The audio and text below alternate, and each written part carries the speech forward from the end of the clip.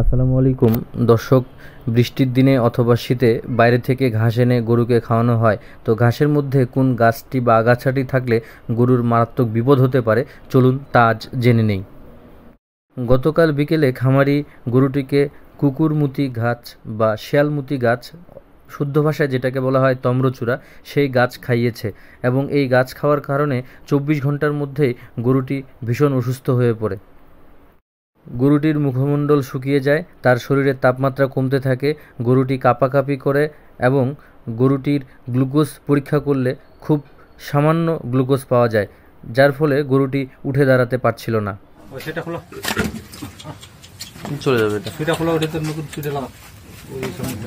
গ্লুকোজটা ঢোকানোর সময় দিল না।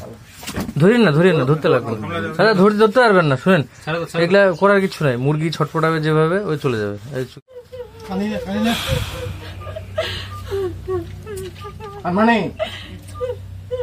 কেটে কিছু হবে না কাকি, এই জন্য আপনার সাথে আমি গল্প করতেছিলাম আগে।